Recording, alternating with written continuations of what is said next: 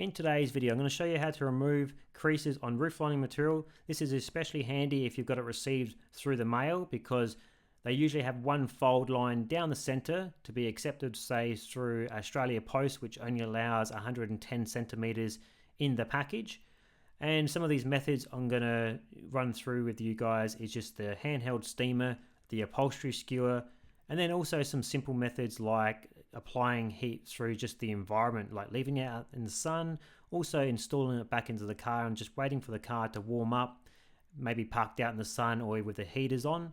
And then as the car warms up, the foam and fabric will expand and just give off a cleaner finish. This material was originally sent to the customer, but they used a pair of scissors or razor blades to open up the package, and they ended up doing a couple of accidental cuts on the material. So they got back in contact with us. They sent us the material back. We were happy to do that because we could salvage this piece, and we sent them a brand new piece back. So this has been in probably the mail for about 3 weeks now because it had the trip going to the customer and then also the return trip. But as you can see, we can salvage it because we can hide those creases or those cuts around the back of the rear of the board. And then also there will be a panel at the rear of the board that will also further hide the two cuts.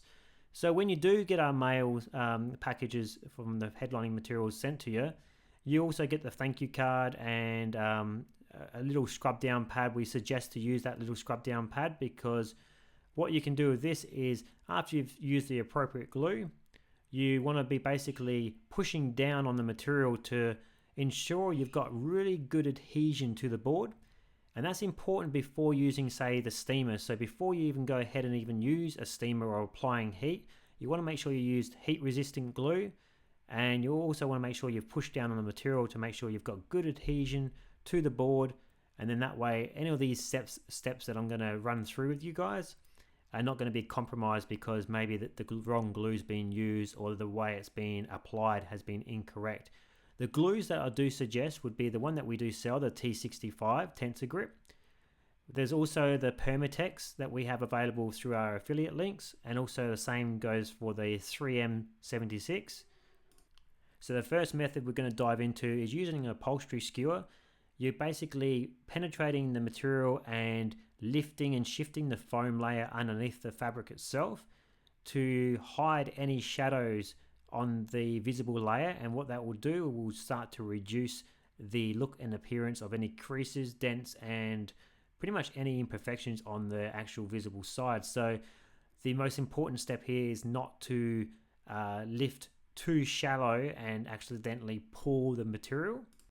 So here is a close-up example. It's probably best described that you're just going a bit too shallow with the upholstery skewer, and you're pulling up or snagging the fabric itself, and it just gives you that little stitching pull. So you can kind of poke those back through again and bring it back to a clean finish, but it's best avoided. So I would suggest a bit of practice somewhere on a scrap piece of material first, and you just want to make sure that you're going into the foam, not just the material on top, and that's the whole point of using the upholstery skewer. So moving ahead and using your steamer, the steamer is great, the handheld steamer. However, it does take a bit of investment because you've got to pretty much have a handheld steamer, and they retail around probably about, the one that we've got is about $110. It's the Philips Steam and Go, and we got it from like Harvey Norman here in Australia. So the good thing about them though is they produce instant results, so you pretty much get those creases coming out straight away. And we've tested them on basically these jobs before on a little separate board, and it doesn't actually have any like negative side effects to the glue. As long as you're using the glues that we suggest and the materials that we suggest, we didn't find that it had any negative side effects. So for an example on this piece of off-cut material, I'm just showing you guys how if you hold it in one spot, you would have to be holding it for some time for it to actually produce a burn or an imperfection in the material itself. But as long as you're using good quality glue and good quality material, all the stuff that we suggest, I don't really see a problem in using the steamer, but you definitely shouldn't be doing this anyway. So you want to be always moving the steamer and never hold it in one spot. This is just basically just to show you guys, see if it does burn the material or produce any unwanted side effects. I think velour materials, you have a bit less tolerance. So yeah, basically it didn't produce any burn marks, but highly suggest you don't do that. You basically always got to be moving the device over the headlining material so you don't warm up one section. But we could see how the what the quality of the glue is like. We held it in one spot. This material has been glued together, so if we were to open up this material now to see if the glue is holding in that spot, you can see here that it's still got plenty of grip, because this is just an overspray of material, so the glue hasn't been applied 100% to this piece of material off cut, because it's just overspray basically. But you can see here that it's a bit difficult doing it with one hand and holding the camera at the same time, but by feeling of that, it's pretty much hasn't compromised the glue at all.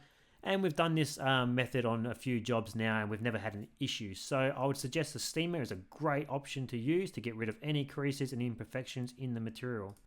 So if you've got a nice sunny day, an option could be just leaving the job out in the sun, just allowing the sun to warm up the material, and then as the foam basically warms up, any creases and dents and imperfections will slowly expand themselves out and give off a cleaner finish. Just be aware of your environment. You don't want any birds doing droppings on the job, or any like dust or dirt landing on your job and staining the material. It can easily happen like this. You got a bit of material, just dust and crap just landed on the job. So just be aware of that. But yeah, just leaving it out in the sun works great. Just be aware though that we don't normally do this step, because we know that once the job's installed in the car, and as the car kind of warms up over time, it just gives off a cleaner finish. So normally we let customers know after a couple of warm days, the foam and fabric will just basically expand and settle and just give off that cleaner finish. Also, while it's installed in the car, it's very hard to see and focus on any imperfections that might have been on, say, the workbench underneath, say, your work lights. Because inside the car, you've only got a few interior lights on, and when you open your doors up, that's where you're going to get your lighting casted through the doors and onto the job itself. So it just really gives off a good finish. This is the job installed in the car, and as you can see, there's no damages, no creases down the center of the material, and it just all turned out really good. So hopefully you found this video helpful, guys, and we'll see you in the next one.